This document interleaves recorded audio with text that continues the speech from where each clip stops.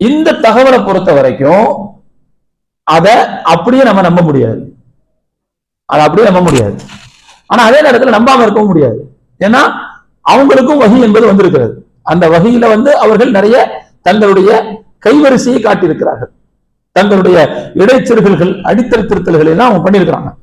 அதனால எது வகி இல்லைன்னு நமக்கு தெரியாது.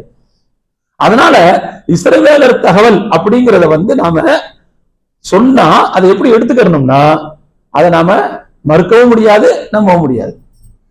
அந்த செய்திக்கு ஆதாரம் குர்ஆன்லயோ ஹதீஸ்லயோ இருந்தா அதை ஏற்றுக்கொள்ளலாம். அது சம்பந்தம், அதுல நமக்கு சந்தேகம் கிடையாது. அதுல நமக்கு எந்த நெருடலும் இல்லை.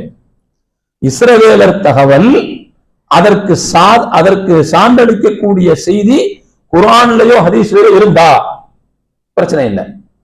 முற்காலத்தில் ஒரு மனிதர் வாழ்ந்தார், அவர் தன்னுடைய பிள்ளைகளை கூப்பிட்டார், அவன்கிட்ட சொன்னார், நான் உங்களுக்கு எத்தகைய தந்தையாக இருந்திருக்கிறேன்.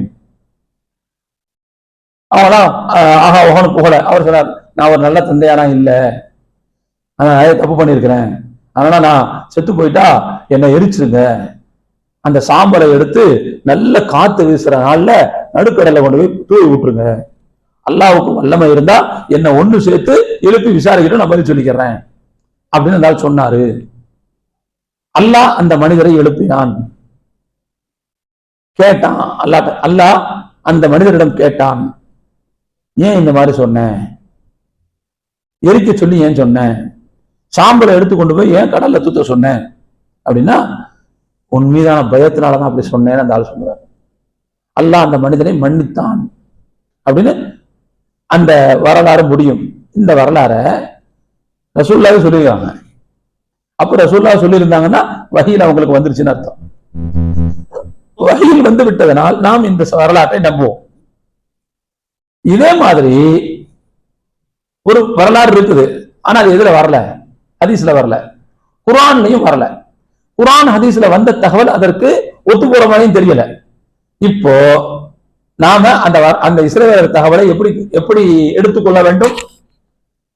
இஸ்லாமிய கருத்துக்கு முரண்படாததாக இருந்தால் அதை ஏற்றுக்கொள்ளலாம்.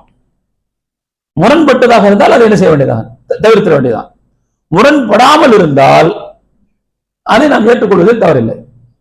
சரி, முரண்பட்டதா முரண்படல ரெண்டுமே தெரியல, அது ஒரு புதிய விஷயத்தை சொல்லுது, அது சரியா தப்பா அப்படிங்கிறது நம்மளால உரசி பார்க்க முடியல, தெரியல.